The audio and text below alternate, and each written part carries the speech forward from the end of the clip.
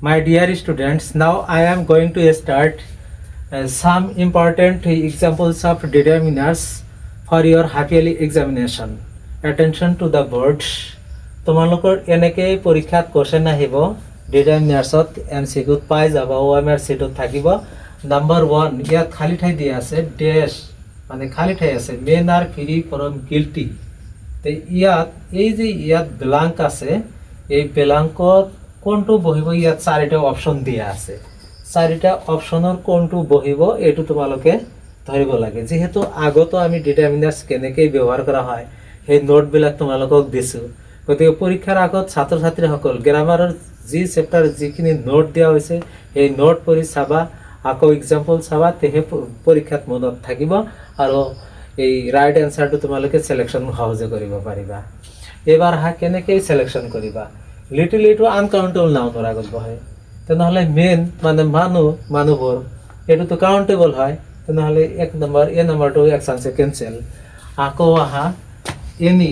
Integrative সেন্টেন্সৰ ক্ষেত্ৰত ব্যৱহাৰ হয় নাইবা নেগেটিভ সেন্টেন্সৰ ক্ষেত্ৰত ব্যৱহাৰ হয় এটো ইন্টিগ্ৰেটিভ নহয় নেগেটিভ নহয় এনিও cancel D number cancel A number cancel এবাৰ সাম মানে হৈছে কিছুমান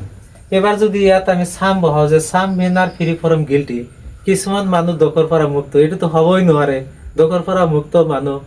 এই 1000ৰ ভিতৰত এজন পোৱা যায়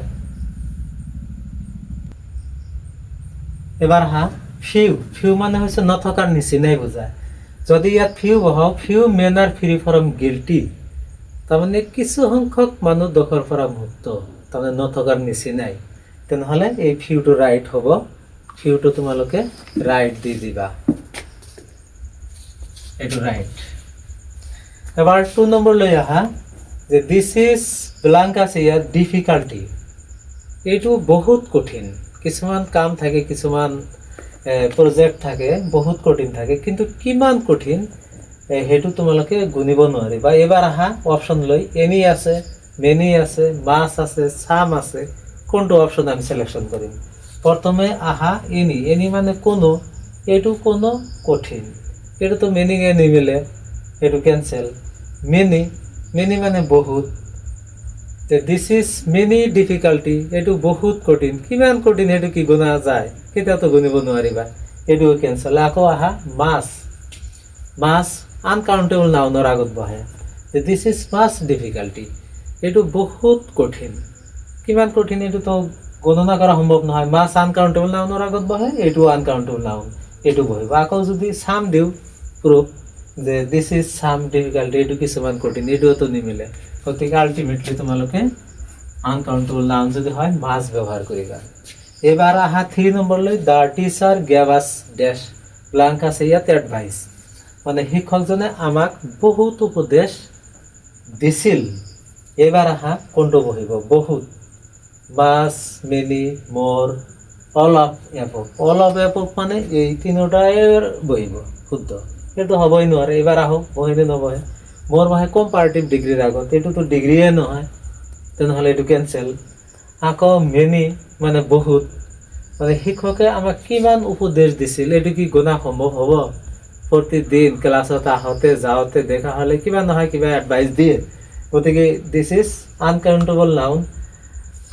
গতিকে এটো মেনিও নহব আকৌ মাস মানে বহুত এটো যেহেতু এডভাইস আনকাউন্টেবল নাউন গুণে সম্ভৱ নহয় সেইকাৰণে এই 3 নম্বৰটো মাস ৰাইট দিবা আকৌ ছাত্ৰ ছাত্ৰীসকল 4 নম্বৰ লৈ যে গিভ ব্ল্যাঙ্ক আছে ইয়াত milk to the baby in the glasses এই বাক্যটোৰ মিনিং হৈছে যে গিলাসত থকা গাখীৰখিনি শিশুটোক দিয়া তাৰমানে গিলাসত যিখিনি গাখীৰ আছে গোটেইখিনি গাখীৰ এই কেঁচুৱাটোক দিব কোৱা হৈছে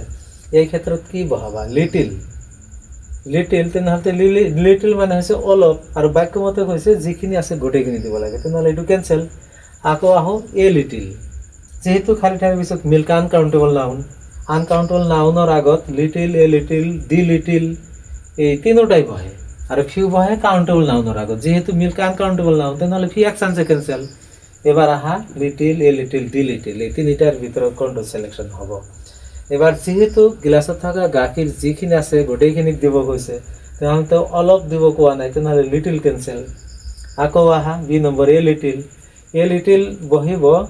খালী ঠাইৰ পিছত আনকাউণ্টেবল নাউন এইটোতো থাকিবই লাগিব, লগতে খালী ঠাইৰ আগত জাষ্ট নাইবা অনলি থাকিব লাগিব। তেনেহ'লে খালী ঠাইৰ আগত জাষ্ট নাইবা অনলি নাই, তেনেহ'লে এ লিটিল কেঞ্চেল। এবাৰ ডি লিটিল বহিব, যে গিলাচত থকা গাখীৰখিনি শিশুটোক দিয়া, মানে যিখিনি আছে গোটেইখিনি দিব কৈছে, ডি লিটিল ৰাইট।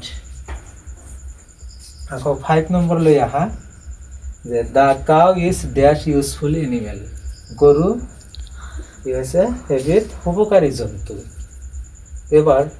এই অপশনত আছে এনি এ এন দা। এবার আহো এনি, এইটো তো ইয়াত নবহিবই, উপকার কিমান এইটো তো কাউন্টিং করা সম্ভৱে নহয়, এনি নবহে। আকৌ ইয়াত যেহেতু ভাইল আছে, ভাইলেৰ উচ্চাৰণটো চাওঁ, আমি তো জানো যে কনসোনেন্টৰ আগতে বহে, ভাইলৰ আগতে এন বহে। তেনেহ'লে এইটো তো ভাইল আছে, যেহেতু ভাইল ইউ যদি ইয়ৰ দ্বাৰা দীঘলীয়া উচ্চাৰণ হয় তেনেহ'লে তো বহে, আৰু যদি ইয়ৰ দ্বাৰা দীঘলীয়া নহয় তেনেহ'লে তো ইয়ান বহে। চাওঁ ইউজফুল, তেনেহ'লে ইয়ৰ দ্বাৰাই হৈছে, সেইকাৰণে এইটো বি নম্বৰ চিলেকশ্যন দিবা এ, আৰু এইকেইটা নহ'ব। এনেকেই তোমালোকে এই হাফ ইয়াৰলি পৰীক্ষাত ডিটাৰমিনাৰ্ছ ৰাইট কৰিবা। আমি আশা কৰোঁ তোমালোকে ডিটাৰমিনাৰ্ছ যিখিনি আহিব তোমালোকে কমন পাই যাবা।